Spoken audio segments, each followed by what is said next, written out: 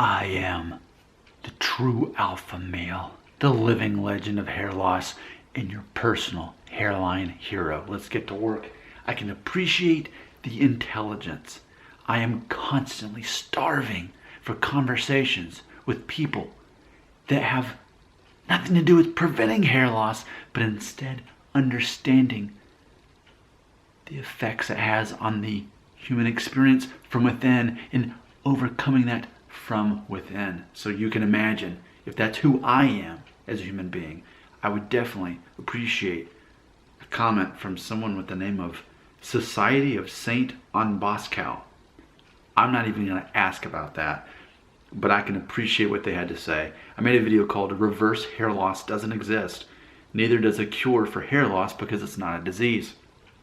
So our friend Society of Saint on Boscal had this to say, quote, I think a biopsychosocial model on hair loss would be an interesting perspective. And someone gave that a thumbs up. And then I commented and I said, I will make a video response because I'm going to tell you something.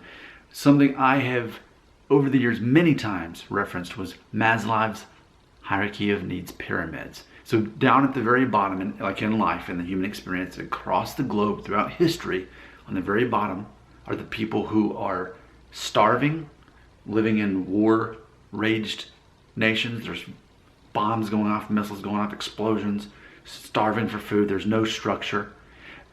Third world chaos, right?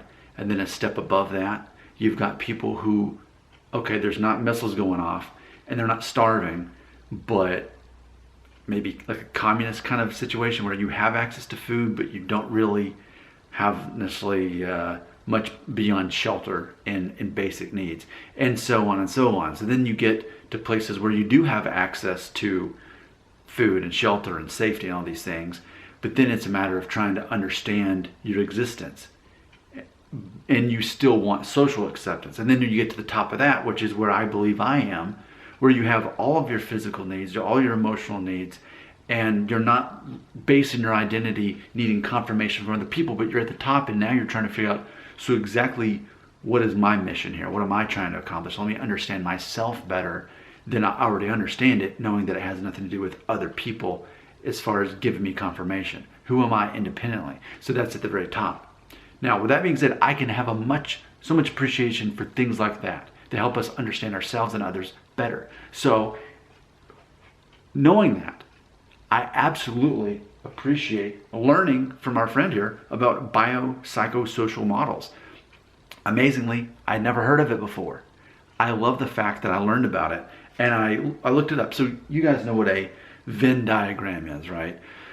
It's like maybe 2 or 3 circles showing different groups and how they might overlap. Let me try to think of an example off the top of my head. Okay, how about vegan and vegetarian? All right, so the 2 groups here, neither of them would eat meat from a murdered animal, but there are things that they do eat, which would be soy. So while a vegan doesn't eat dairy, a vegan and a vegetarian both eat soy, which is a plant from, a bean, but neither of them would eat an animal where the animal died. Whereas laying an egg doesn't cause an animal to die in theory. So you can see there's an overlap, though they're not the same thing. And that's what we're seeing with this biopsychosocial model. In regards to hair loss, yes, you have to watch this video for 4 minutes before I even really start talking about hair loss at all. So we're looking at 3 categories: biology, psychological, and social. So biological, psychological, and social. So in regards to hair loss, let's talk about the biology of it. Let's talk about this because that's largely things I've brought up have been in this category. So looking at hair loss from a biological point of view, okay? Physical health, and I remind everybody, balding has nothing to do with you being healthy or not. It's your genes, and I know people try to bring up temporary stress. Nope, that's not the same as male pattern baldness. So hair loss is not related to physical health. And the next category in biology is genetic vulnerabilities. Okay, I'll give you that. Yes, that's exactly what I'm talking about. Hair loss in regards to biology is a genetic vulnerability. it's something you're either born with or not, that you're going to be balding aggressively by the age of 35 or not. But that's not a disease, and that's not health. That's just your genetics, in the same way that I have dark hair and not blonde hair, that I have brown eyes instead of blue eyes like my kids. That's genetic vulnerability, is what I would actually say on that. Or if we don't want to make it eye color, we can make it that I'm 5'9" instead of taller.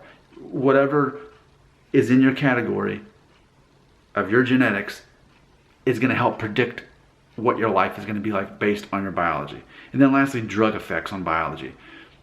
Most guys who are experiencing hair loss, it's not caused because of a drug they took. People on this channel are constantly looking for some kind of what causes hair loss. And I keep saying your DNA does, and that's it. You can't cause hair loss, but people want to think that. So when we look at biology, we're looking at physical health, genetic vulnerabilities, and drug effects. The only one of these that's related to hair loss is the genetic vulnerabilities, which is your DNA, which is what I constantly keep talking about. That is what causes hair loss. Next on the psychological, coping skills, social skills, family relationships, self-esteem, mental health. Now see, again, this is largely what I talk about. I talk about how it's about being emotionally intelligent enough to realize that the rest of the world cares about you, but they don't care about your hair. And they do not value you based on your appearance outside of junior high or high school. That's the only time that matters. That's why I talk about the Peter Pans that watch my channel in their 30s or older, and they're still focusing their identity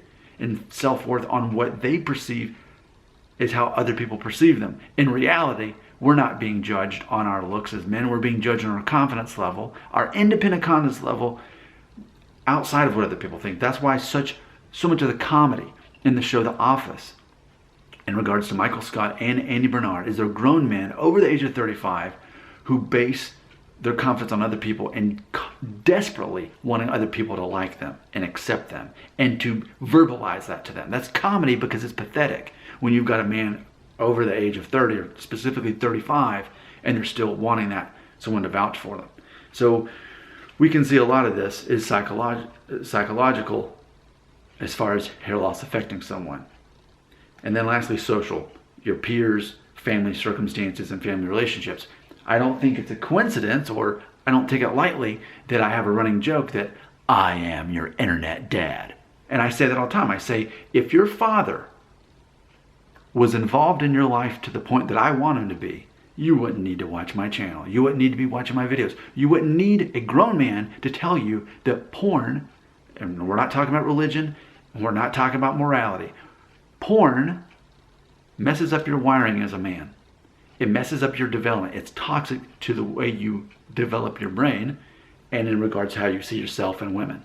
So you don't have somebody like that telling you that. Instead, you have this passive beta dad. If anything, he's saying, oh, a little bit, it's not going to hurt anybody.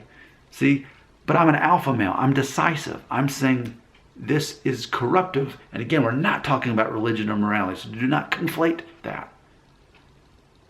So, yeah, I'm your internet dad. I'm here to tell you that. But most importantly, I'm here to tell you that no one cares about your hair. They care about you. No one cares about my hair. They care about me, but not my hair. In reality, in the real world, outside of this channel, nobody cares about my hair, and nobody cares about yours. But see, sadly, pathetically, tragically, I'm your internet dad. I'm your internet dad. That's really weird that I serve that role. And that's, as much as I don't care about the topic of hair loss, I do admit that that's one of the things that I can appreciate about what I'm doing here. For the people I am able to help and influence in a positive way, it's to help kind of serve as a supplement to the social aspect of it. And to realize that the society that you think that you're trying to impress isn't impressed by your hair to begin with. It's all a waste of your time, energy, and money. So the psychological thing, this is the main thing. People are, and I'm going to, while we're in this shirt, I'll be making more videos, answering more people's responses about how to prevent hair loss. And I'm going to keep saying, you can't prevent it, you can't cause it.